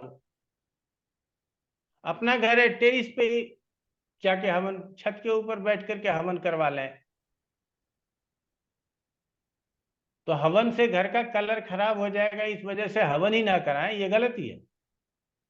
आप उसका न कराने से बेहतर है कि उसका अल्टरनेट ढूंढो कि कैसे कराएं जो हमारा कलर भी खराब ना हो और हमारा जीवन भी अच्छा रहे। तो अच्छे स्वास्थ्य के बाद धन की जरूरत है सबको। आज का युग जो है वो अर्थ युग है, कलयुग में भी अर्थ युग है। बिना पैसे का जीवन मुश्किल है। इसीलिए देखते हैं ना, केजरीवाल बोलता है 1,000 रुपया देंगे सब महिलाओं को। अब बताइए, इन लोगों को पकड़ के मारने में कोई अपराध नहीं है, 1,000 रुपये में क्या हो जाएगा किसी का? आप 1,000 रुपये महीने महिलाओं को दे करके क्या कर लेंगे? उसका क्या हो जाएगा? लेकिन चूंकि लोग भी सोचते हैं कि चलो 1,000 रुपया तो देगा ना, तो ये अफीम खाने की आदत लगा रहे हैं। तो और सभी पार्टियां कर रही है, ये मैं केजरीवाल का नाम ले लिया, है मेरी गलती है। सभी पार्टियां किसी न किसी रूप में इस प्रकार का प्रलोभन देते हैं।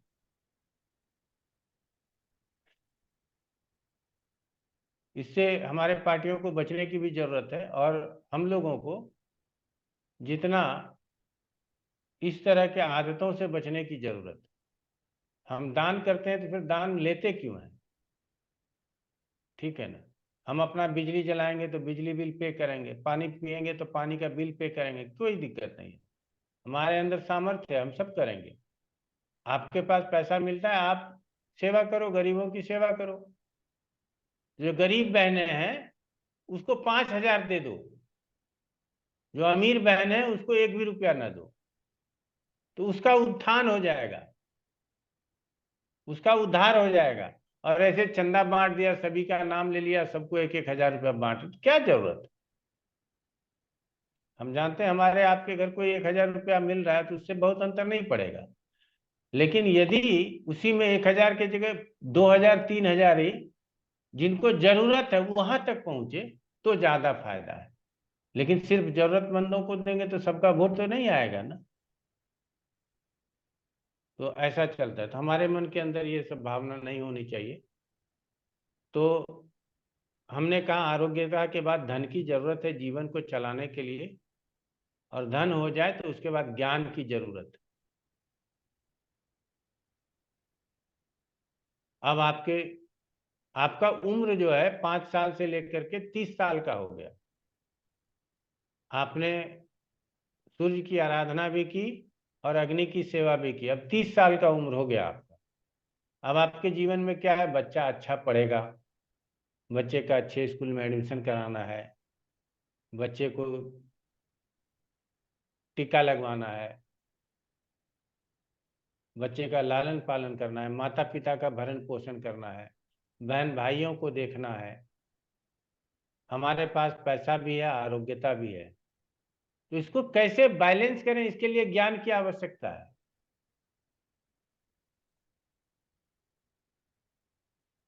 जिसको ज्ञान होगा, दाम्पत्य जीवन में कितनी भी बुरी पत्नी या पति मिल जाए वो उसको मैनेज कर लेगा। जिसको मैनेज करना ही नहीं, उसके लिए तो अलग बात। नहीं तो बड़े से बड़े प्रॉब्लम का सॉल्यूशन संभव है। और पति पत्नी जो 7 फेरे लेते हैं, 7 कसम खाते हैं, और दूसरे ही दिन लाठी लेकर के तैयार रहते हैं कि कोर्ट कचहरी में चलो देख लेंगे, ठीक है ना।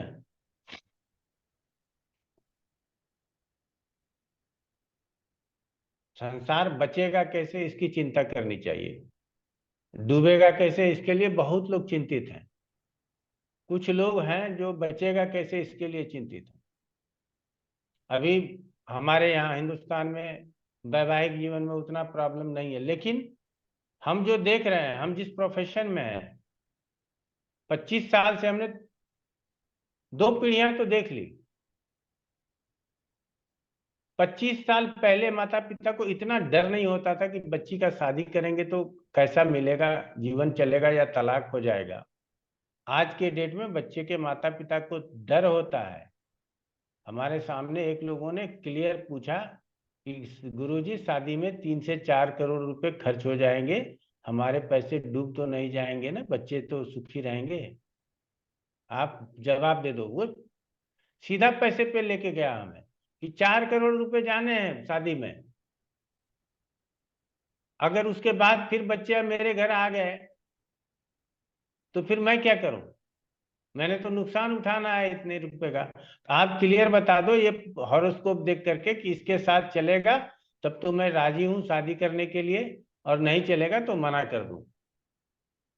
कुंडली मिलान करने के लिए आए थे, इस तरह का प्रश्न आता है। और हर माता पिता भयभीत हैं। आप लोग अपने हृदय पर हाथ रख करके सोचेंगे, हर माता पिता भयभीत है कि हमारे बच्चे की शादी होगी तो वो सफल होगा या नहीं होगा। क्यों ऐसा परेशानी क्यों संभव? तो इसीलिए इस उम्र में यदि हम ज्ञान की बात कर लें, हर इंसान ज्ञान की बात कर ले, तो बहुत सारा समाधान हो सकता है। संतान इसी उम्र में होना, संतान की पढ़ाई लिखाई इसी उम्र में होना, आपके माता पिता का रिटायरमेंट इसी उम्र में होना, आपको पत्नी के साथ इसी उम्र में रहना, पत्नी के साथ नोक झोंक इसी उम्र में होना, भाई बहन सबकी लायबिलिटी को इसी उम्र में देखना। तो सबसे ज्यादा ज्ञान की जरूरत यही है। तो 25 से 50 साल तक शिव की उपासना होनी चाहिए कम से कम।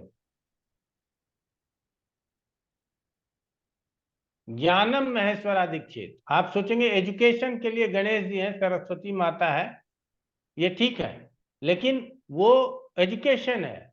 नॉलेज के लिए कौन है? शिव है। इसीलिए वाराणसी के आसपास, क्यों वाराणसी को त्रिकंटक पे माना गया है, पृथ्वी पे नहीं माना गया। उसके आसपास विद्वानों की कमी नहीं है, और जितने भी ज्योतिर्लिंग हैं उसके आसपास विद्वानों की कमी नहीं होती, ज्ञानियों की कमी नहीं होती। ये आपको समझना होगा। अब मथुरा वृंदावन में, अयोध्या में ज्ञानी ढूंढेंगे नहीं मिलेगा। यहाँ कीर्तन करने वाले लोग मिल जाएंगे, यहाँ रमने वाले लोग मिल जाएंगे कि वो रम गए हैं, राधे राधे,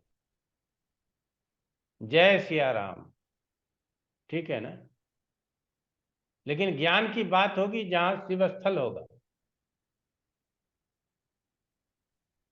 तो शिव की उपासना करने वाले ज्ञानी होंगे, रमने वाले मोक्ष के भागी होंगे।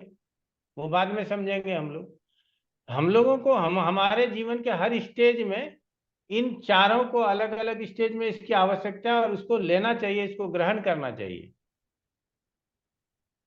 और आप लोगों को यकीन नहीं होगा, फिर मैं अपने विषय में बताता हूं कि मैं 2012 से पूर्व शिव की बहुत भक्ति नहीं करता था। 2012 ईस्वी से मैं प्रत्येक साल पूरे सावन रुद्राभिषेक करता हूं अपने ही ऑफिस के एक कमरे में। एक स्फटिक का शिवलिंग छोटा सा रखा हुआ है, परात खरीद लिया है, श्रृंगी खरीद ली है। पहले ब्राह्मण बुलाते थे, 2 ब्राह्मण आते थे, उसको 10 दूनी 20,000 रुपये महीने का दे देते थे कि पूरा महीना हमारे यहाँ आकर के करना है, पाठ करना है। एक ही खड़ंग करता था, अष्टाध्यायी, तो वो करते रहे। और आप लोगों को यकीन नहीं होगा कि 2012 से पूर्व जो हम पढ़ाते थे और 2013, 14, 15 के बाद जो पढ़ाते हैं उसमें बहुत अंतर आ गया है। जिसने 2007 में हमसे पढ़ा, वो जो अब फिर से कभी किसी क्लास में आ जाते हैं कि गुरुजी मैं शादी वाला चैप्टर चलेगा तो जरा हमको लिंक भेज दीजिएगा, उसको लिंक भेज देते हैं तो कहते हैं कि गुरुजी बहुत पढ़ाने में परिवर्तन आ गया है। लोग ऐसा कहते हैं, और हमको भी कभी कभी फील होता है कि बहुत कुछ ऐसा बोलते हैं जिसको कि मैं समझा नहीं कि ऐसा कैसे बोला। इसका मतलब है कि ज्ञान जरूर आया है, ज्ञान का विकास जरूर हुआ है। हम एक ही चीज लोगों से रिक्वेस्ट करते हैं कि बीच में मत बोलिएगा। क्यों? क्योंकि जो जानते हैं वो तो जानते हैं, लेकिन ये जो लय आता है, जो आप लोगों को समझाने का तरीका है, इस प्रकार से बोलते हैं कि आप लोग उस बात को 100% समझ ही सकें। कोई भी इंसान सामने बैठ जाए, वो 5वीं पास हो, फिर भी हम उसको ज्योतिष पढ़ा सकें, इतनी जो बात हम अपने आप से समझ सकते हैं या बोल सकते हैं, उसका कारण क्या है? शिव की आराधना है। ठीक है ना? तो आप लोग शिव की आराधना करके देखिए, ज्ञान की कमी नहीं होगी। ठीक है ना? तो कहाँ तक पहुंच गए हम लोग? कि ज्ञानम महेश्वरा दीक्षित। अब शिव की आराधना में क्या कर सकते हैं? नहीं कुछ कर सकते तो नमः शिवाय तो कर ही सकते हैं। आसपास शिव मंदिर है तो रोज जाइए, 1 लोटा जल चढ़ा के चले आइए, कुछ मत बोलिए। हमको कुछ नहीं चाहिए, ये लीजिए जल लाए थे, चढ़ा दिए, चले गए। आप 1 साल सिर्फ जल ही चढ़ा करके देख लीजिए, आपके जीवन में परिवर्तन दिखाई देगा। अपने जीवन में नमः शिवाय धारण कर लीजिए, महिलाएं जितनी भी हैं। आप घर में डस्टिंग कर रही हो, घर में न्यूज सुन रहे हैं, घर में खाना बना रहे हैं, कुछ भी कर रहे हैं, नमः शिवाय नमः शिवाय नमः शिवाय नमः शिवाय अंदर चलने दीजिए। 1 साल तो बहुत, 6 महीने में परिवर्तन दिख जाएगा। लोग कहते हैं कि सर संभव है, आप खुद करके देखो, मेरे ऊपर विश्वास मत करो। आप खुद करके देख लीजिए, आपको स्वयं लग जाएगा कि हमारे जीवन में कोई ना कोई परिवर्तन तो आया, लेकिन उसके लिए करना होगा।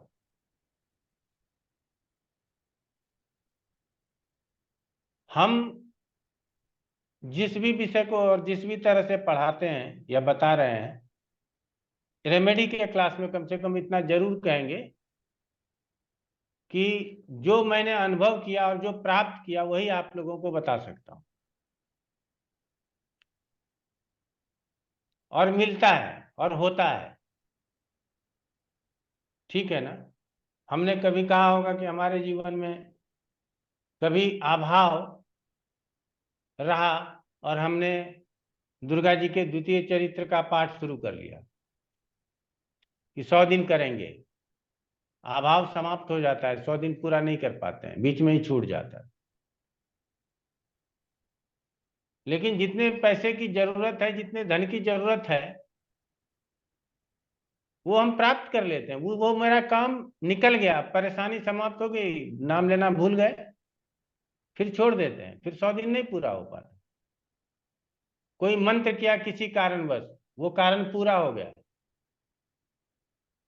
मंत्र छूट गया। तो हमारा कहना है कि करने पर होगा जरूर। ये आप लोग आज के डेट में, आज दूसरा क्लास है आप लोगों का, मान लीजिए, इसीलिए अपने जीवन में करिए।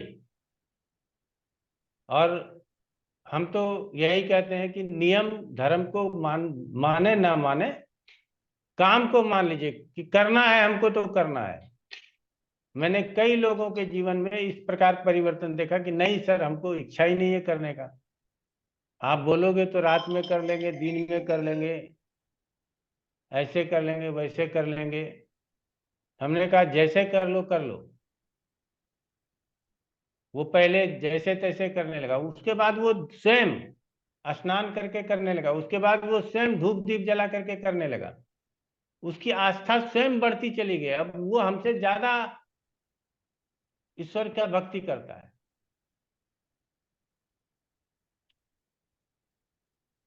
तो वहां प्रसन्नता होती है। तो ज्ञान की जरूरत हमको 50 साल तक बहुत जरूरत है ज्ञान का।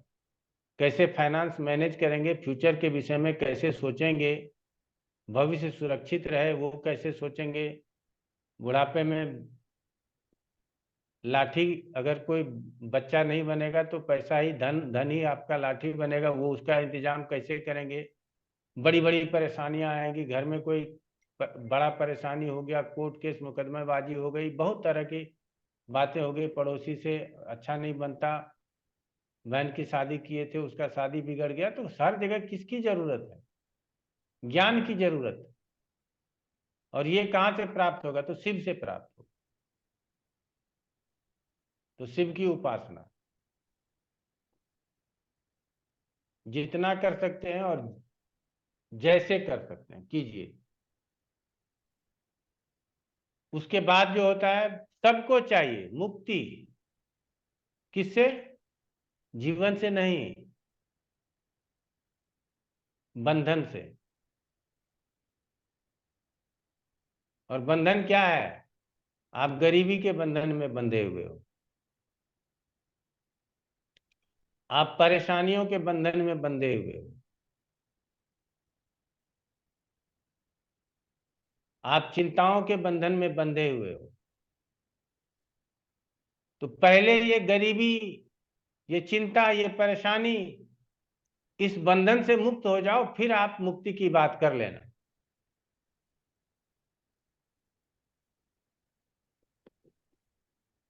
तो अपने जीवन के परेशानियों से तो मुक्त हो ही नहीं सके, तो आप मोक्ष को कैसे प्राप्त करोगे? जीवन में संभव ही नहीं। इस जीवन में नहीं संभव है, अगले जीवन में देखा जाएगा। तो सबसे पहले क्या करना होगा हमको? कि परेशानियों से दूर होना होगा। और वो दूर कौन करेगा? मोक्ष मिच्छेद जनार्दन, विष्णु जी करेंगे।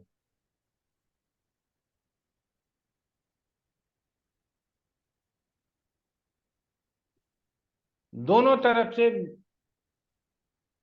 आपको अलग करेंगे, दोनों तरफ से अलग करें। अलग करने का मतलब है कि परेशानियों से, गरीबी से, चिंताओं से मुक्त करेंगे, रोग से, व्याधि से मुक्त करेंगे, और बाद में मोक्ष की भी प्राप्ति होगी। पूरे सांसारिक सुख भोगों को भोगते लास्ट में जाकर के मोक्ष को प्राप्त करेंगे, वैकुंठ धाम को जाएंगे। ठीक है?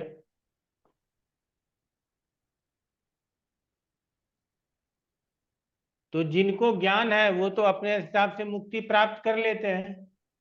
अगर नहीं हो रहा है, उससे भी संभव नहीं है, तो विष्णु जी को काम पे लगाया जाए, विष्णु की आराधना की जाए।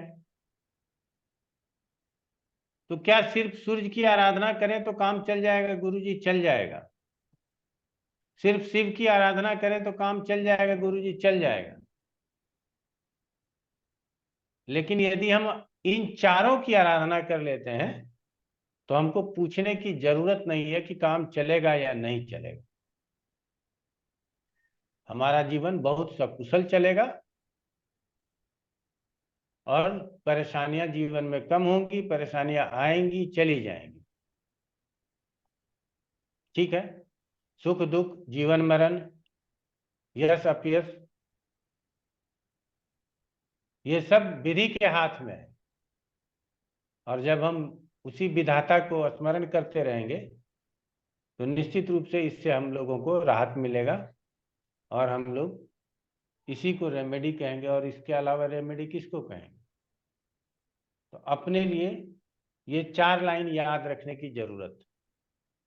और इस 4 लाइन को याद रखते हुए अगर रेमेडी करते हैं तो आपके जीवन में कोई परेशानी नहीं आती। ठीक है ना? आपका जीवन बहुत अच्छा गुजरता है, आपको कोई दिक्कत नहीं होगी। और इस चारों में से किसी को भूलेंगे तो कहीं ना कहीं कोई ना कोई प्रॉब्लम होगा।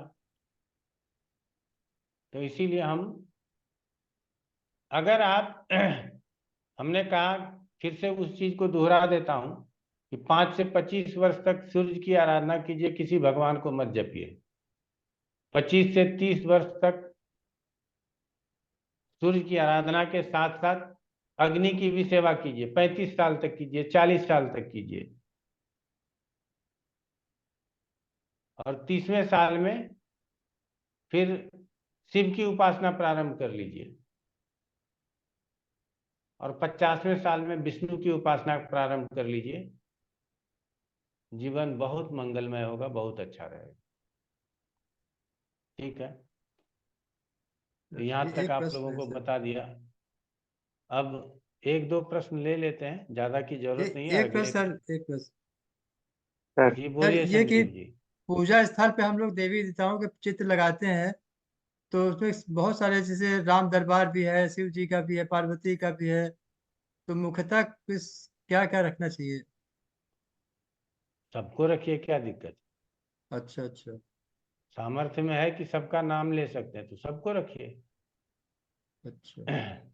ज्यादा भीड़ नहीं जुटाना चाहिए, पान का दुकान नहीं बनाना चाहिए, समझ गए ना? तो जैसे सर नवरात्र पे दुर्गा जी की आराधना कर रहे हैं, सब पाठ कर रहे हैं, तो एक दुर्गा जी की भी मूर्ति है, बगल में शंकर पार्वती की भी है, तो कोई हम उससे? समझ गए, सभी लोग अपने घर में, हम लोग बहुदेवतावादी लोग हैं, बहुत सारे जी देवताओं को मानने वाले हैं।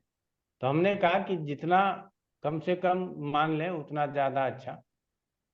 अब हमारे ससुर साहब जो थे ना, वो 12 ज्योतिर्लिंग की यात्रा पे निकले थे, तो हर ज्योतिर्लिंग का एक फोटो ले आते थे, ये पकड़ो, समझ गए? अब हमारी पत्नी उसको जो है सो लगा दे, तो ठीक है, हम देखें कि शिव जी का जो है ना, अकेले में बहुत अतिक्रमण कर लिए है, ठीक है ना?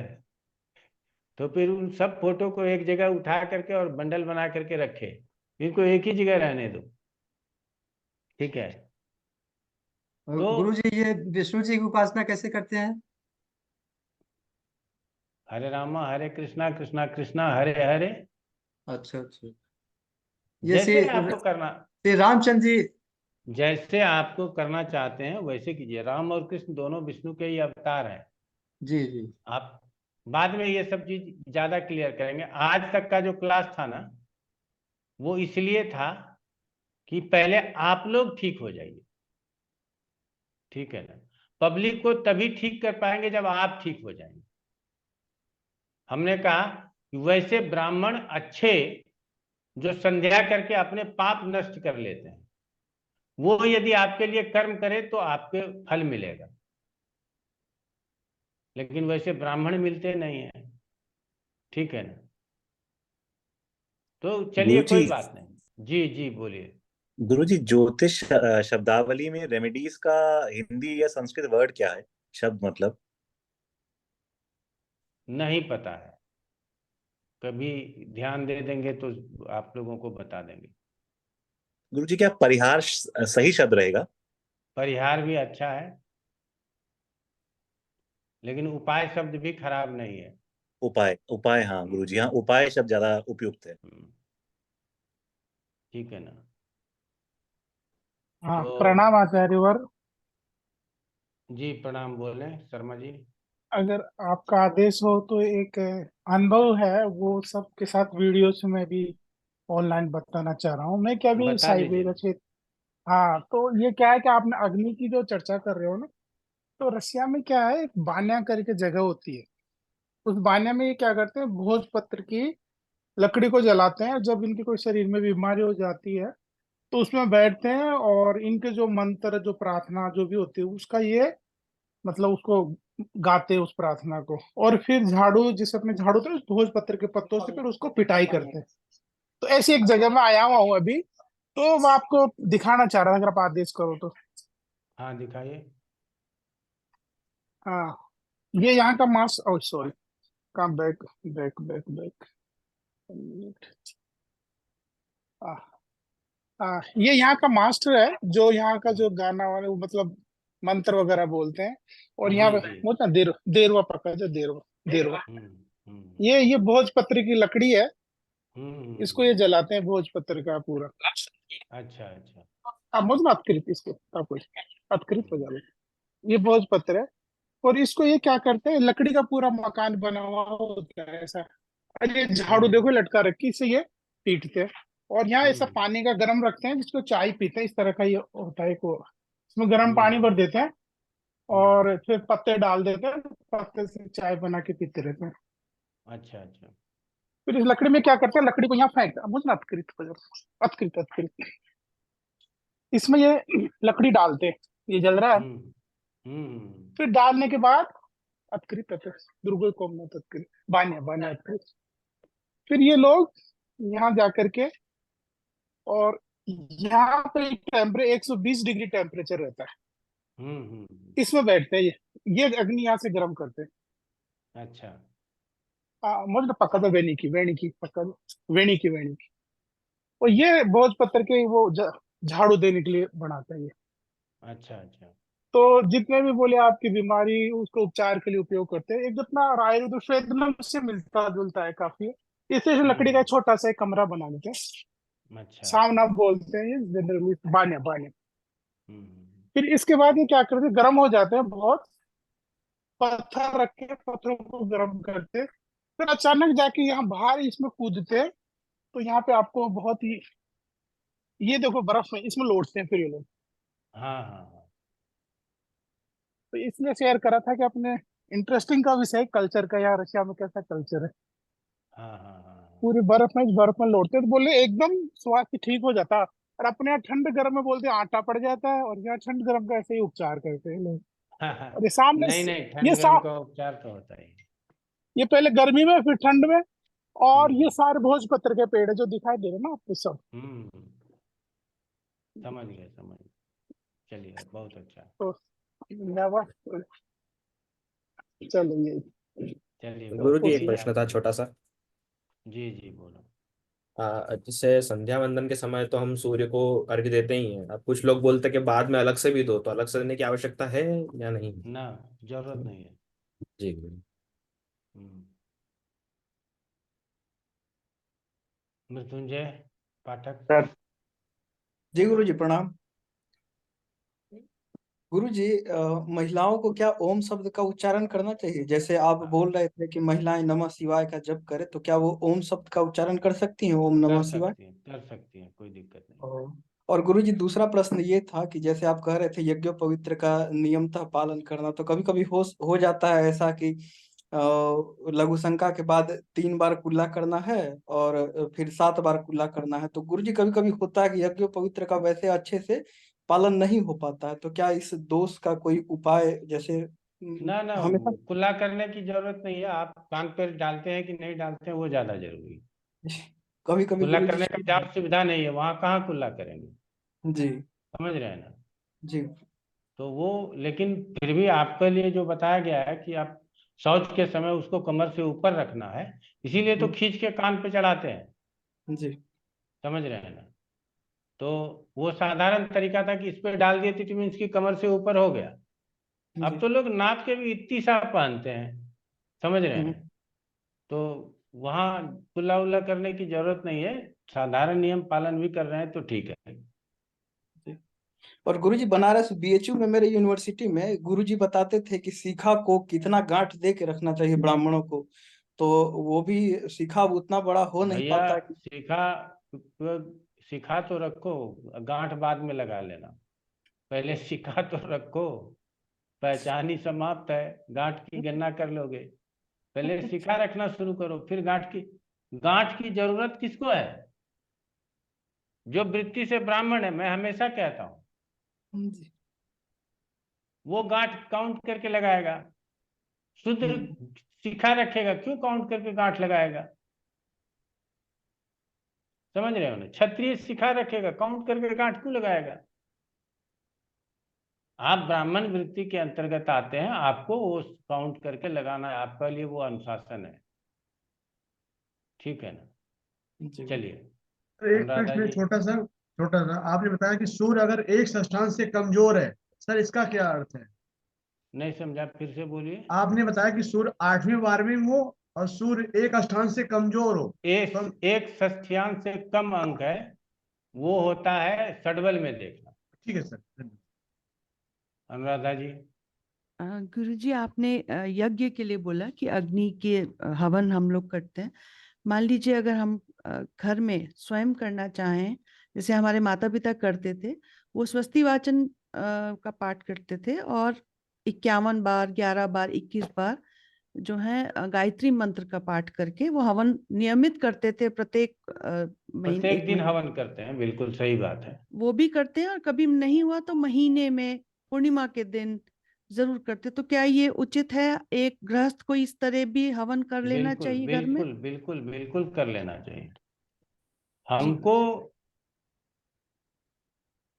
कुछ आए या ना आए, भविष्य अग्नि में देना तो आता है ना, जी तो वो हमको प्रारंभ रखना चाहिए। आर्य समाज के लोग, आप जानते हैं, आज भी देश में कई ऐसे आर्य समाजी हैं जिनके घर में नित्य हवन होता है, ठीक है जी ना, जी तो वो भी बहुत अच्छा कार्य होता है। हम लोग सिर्फ अपने पुण्य से थोड़ी बचे हुए हैं, बहुत सारे लोगों को इतने पुण्य आत्मा है कि वो हमारी भी रक्षा करते हैं।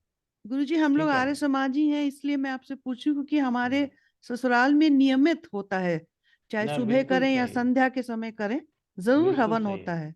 ये बिल्कुल जरूरी है, अच्छा है, होना चाहिए। धन्यवाद गुरुजी। गुरुजी, इंस्टा पे आजकल कुछ कपल वायरल हो रहे हैं, पता नहीं क्या क्या रेमेडी बताते हैं, आप ये वर्ड लिख लो, उसका चैंट करते रहो, आपका ये सॉल्यूशन हो जाएगा इस प्रॉब्लम का। वो बिना सर पैर का, मतलब क्या कहते हैं क्या नहीं, खुद उनको भी नहीं लगता है पता होगा। तो ये क्या बोल रेमेडी दीजिए, इफेक्ट है? आपको लगता है तो मानिए, मान रहे हैं तभी तो वायरल हो रहा है ना, हम कहाँ वायरल हो पाते हैं, ठीक है ना। यही तो हेमलता बात कुमारी जी, प्रणाम सर। प्रणाम। सर सोचते हैं पूछना कुछ ये ऐसा है, बोल दें एक दिन की वायरल हो जाए। आप वायरल हो जाए गुरुजी, यही तो हमारी इच्छा है। कोई बात नहीं, हेमलता जी बताइए। जी सर हमको ये पूछना है सर, वो त्रिकाल संध्या जो होता है तो ये केवल सूर्य भगवान से संबंधित है या फिर कोई भी देवता का अगर हम 3 टाइम पूजा करें तो वो भी त्रिकाल संध्या, या आरती करते हैं ना तो वो ना, भी? वो ये सूर्य से ही संबंधित है, बाकी आप जी भगवान की कैसे संध्या करते हैं, वो कैसे पूजन वंदन करते हैं वो अलग है, लेकिन त्रिकाल संध्या सूर्य से संबंध रखता है, जी ठीक है। सर। आयुष्मान पराशर जी, सर नमस्ते। नमस्ते। सर ये भी आपने एक एग्जाम्पल दिया था, अभाव रहा था 100 दिन दुर्गा जी वाला, वही दुर्गा सप्तशती के पाठ के दूसरे अध्याय की बात कर रहे थे क्या सर आप? जी हाँ, दूसरा तीसरा चौथा अध्याय उसको द्वितीय चरित्र बोलते हैं, मध्यम चरित्र और भी सर, बोलते हैं। और सर आगे ये ये सब पढ़ाएंगे, आगे ये सब बताएंगे, विस्तार से बता देंगे, चिंता मत कीजिए। जी सर, ये विष्णु जी की उपासना में विष्णु सहस्त्रनाम का पाठ। सबसे अच्छा, जी इससे अच्छा और कुछ नहीं, जी सर, ठीक है ना। करते हैं जी, थैंक यू सर। चलिए, तो आज इतना ही रखते हैं, बहुत बहुत धन्यवाद। आज भूख लग गई हमको, पता नहीं बोलते बोलते क्या बात है, ठीक है ना। तो जाके सबसे पहले भोजन करता हूँ, फिर विश्राम करूंगा। चलिए, बहुत बहुत धन्यवाद। प्रणाम प्रणाम प्रणाम गुरुजी, प्रणाम धन्यवाद। सर। प्रणाम। गुरुजी।